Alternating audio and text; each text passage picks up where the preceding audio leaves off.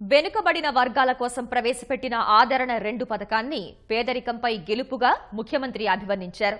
90% రాయితీపై పనిముట్లు అందించే కార్యక్రమానికి సీఎం విజయవాడలో శ్రీకారం చుట్టారు. బీసీలు ప్రపంచంతో పోటీ పడేలా ఈ పథకం కింద 4,000 కోట్లు వెచ్చించనున్నట్లు ప్రకటించారు. ఉపకరణాల పంపిణీతో సరిపెట్టకుండా మార్కెటింగ్ సౌకర్యాల కల్పన లాంటి చర్యలతో అండగా ఉంటామన్నారు. ఆధునిక పనిముట్లతో బీసీలు ప్రపంచంతో పోటీ పడేలా అండగా నిలిచేందుకు ఆదరణ పథకం అమలు చేస్తున్నామని ముఖ్యమంత్రి చంద్రబాబు అన్నారు. రాష్ట్ర వ్యాప్తంగా 2 లక్షల మందికి లబ్ధి చేకూర్చే ఆదరణ 2 పథకాన్ని సీఎం విజయవాడలో ప్రారంభించారు. మున్సిపల్ మైదానంలో ఏర్పాటు చేసిన కార్యక్రమంలో మంత్రులతో కలిసి సీఎం పాల్గొన్నారు. ఆదరణ 2 చిహ్నం ప్రచార పత్రికను ఆవిష్కరించారు. పలువురు లబ్ధిదారులకు ఉపకరణాలు అందించిన సీఎం వాటిని ఎలా ఉపయోగించుకుంటారు, ఆదాయం ఎంత మేర పెరుగుతుందనే అంశాలు అడిగి తెలుసుకున్నారు. ఆయా ఉపకరణాలతో ఏర్పాటు చేసిన స్టాళ్లను సందర్శించారు. ఉపకరణాల పనితీరును స్వయంగా పరిశీలించారు.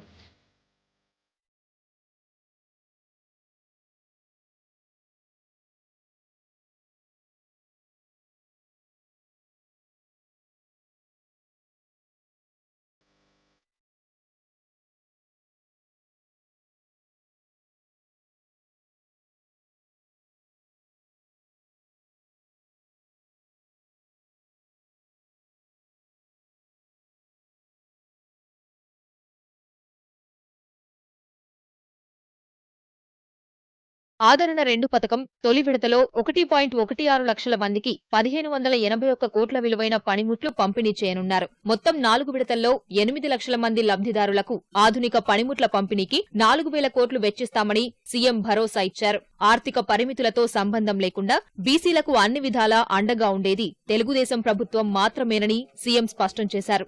ఈ కార్యక్రమం పేదరికంపై గెలుపు మెగా మేళ ఏదైతే ఉందో ఇది ప్రారంభం మాత్రం.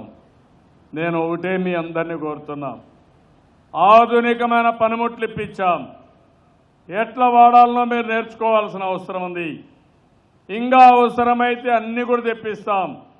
మీకు నచ్చిన పనిముట్లు, మీకు ఆదాయం సంపాదించే విధానానికి శ్రీకారం చుడతాం. అది ఉపయోగించుకొని మీరు కూడా మార్కెటింగ్ కూడా ఏం చేస్తే బాగుంటుందో దానికి కూడా శ్రీకారం చుడతాం. ఎప్పటికప్పుడు మీకు ఇచ్చిన ఆర్థిక సహాయం వల్ల లాభం వచ్చిందా, ఇంకా ఇబ్బందుల్లో ఉన్నారా, ఉంటే ఏ విధంగా చేయూతనివ్వాలి, ఆ విషయాల్లో కూడా శ్రద్ధ పెడతాం. ఇవన్నీ తీసుకుంటూ మీకు అనునిత్యం చేయూతనిస్తాం, మీకు అండగా ఉంటాం. మీరు కూడా జీవితంలో నిలదొక్కునే ప్రయత్నం చేయమని, అన్ని విధాలా సహకరించమని మరొక్కసారి కోరుకుంటూ, నేను చాలా కార్యక్రమాలు చేశాను కానీ ఈరోజు నాకు ఎంత తృప్తి ఉందంటే అంత ఆనందం ఉంది. దానికి కారణం పేదవాళ్ళకి ఒకే రోజున 2 లక్షల మందికి ఆర్థిక సహాయం చేశామంటే, ఆధునిక పనిముట్లు ఇచ్చామంటే ఇది నా జన్మ చరితార్థమైనట్టు నేను భావిస్తున్నా. పనిముట్లు ఇవ్వడంతో సరిపెట్టకుండా చేతి వృత్తులకు మార్కెటింగ్ సౌకర్యాల్ని విస్తృతం చేసి బీసీలను ఆర్థికంగా బలోపేతం చేస్తామని సీఎం అన్నారు. లబ్ధిదారుల ఎంపికలో అవినీతికి ఆస్కారం లేకుండా చర్యలు చేపట్టినట్లు తెలిపారు. మళ్లీ తొందరలోనే ఈ మెగా మేళ 2వ ఉంటుంది. 4 విడతలుగా 8 లక్షల మందికి ఆర్థిక సహాయం చేయాలని, ఆధునిక పనిముట్లు ఇవ్వాలని ఒక కార్యక్రమానికి శ్రీకారం చుట్టాను. అవసరమైతే ఇంకా ఎక్కువ ఇవ్వడానికి సిద్ధంగా ఉన్నాం. ఈరోజు వెనుకబడిన వర్గాలు ఉన్నారు. మీకు ఇచ్చే పనిముట్లన్నీ 10% మీరు పెట్టుకుంటే 90% ప్రభుత్వమే సబ్సిడీ ఇచ్చి మీకు ఆధునిక పనిముట్లు అప్పచెప్తున్నాం. ఈ పనిముట్లన్నీ మీరు వాడుకునేటప్పుడు నాసిరకం వచ్చినా, సరిగా పనిచేయకపోయినా దానికి గ్యారంటీ కూడా ఇప్పించాం. కాబట్టి మీకు మళ్ళీ తిరిగి తీసుకునే అవకాశం కూడా ఇప్పించామని చెప్పి కూడా నేను మీకు తెలియజేస్తున్నా. ఇంకొక విషయం కూడా ఇక్కడే మీ అందరికీ విజ్ఞప్తి చేస్తున్నాను. జనాభా దామాషా ప్రకారం మనం డబ్బులు ఖర్చు పెడుతున్నాం. బీసీలతో పాటు అగ్రవర్ణ పేదలను ఆదుకునేందుకు కూడా ప్రత్యేక కార్పొరేషన్లు ఏర్పాటు చేసిన విషయాన్ని సీఎం గుర్తు చేశారు. వివిధ కార్పొరేషన్ల ద్వారా రుణాలు, విదేశీ విద్యా దీవెన కింద ఉన్నత చదువులు చదివిస్తున్నామని వివరించారు. ఆదరణ 2 పథకం ప్రారంభం సందర్భంగా రాష్ట్రంలోని అన్ని జిల్లాల్లోనూ లబ్దిదారులకు ఉపకరణాల పంపిణీ కార్యక్రమం అట్టహాసంగా నిర్వహించారు. ఆయా కార్యక్రమాల్లో మంత్రులు, ప్రజాప్రతినిధులు, అధికారులు పాల్గొన్నారు.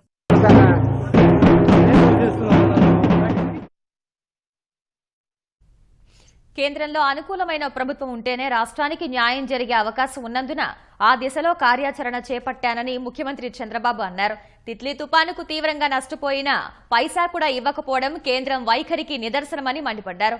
అందువల్లనే కేంద్రంలో ఏపీ అనుకూల ప్రభుత్వం వచ్చేలా జాతీయ పక్షాలను ఏకం చేస్తున్నానన్నారు.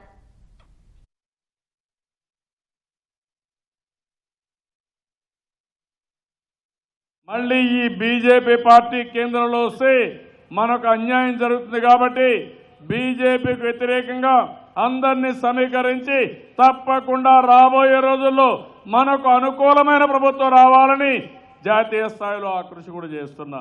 ఇది వస్తే మనకు న్యాయం జరుగుతుంది, దేశానికి న్యాయం జరుగుతుంది. ఉద్యోగాలు లేవు, ఎస్సీలని ఎస్టీలని అణగదొక్కే ప్రయత్నం చేశారు. మైనారిటీస్ని అభద్రతా భావంలో నెట్టేసే పరిస్థితికి వచ్చారు. రైతులు చాలా అగమ్య గోచరంలో ఉన్నారు. దీనికి అన్నిటికీ కారణం మీరు ఒకసారి ఆలోచిస్తే అవగాహన లేని ఈ బీజేపీ పార్టీ, ఎన్డీఏ గవర్నమెంట్ పూర్తిగా దేశాన్ని భ్రష్టు పట్టించే పరిస్థితికి వచ్చారు.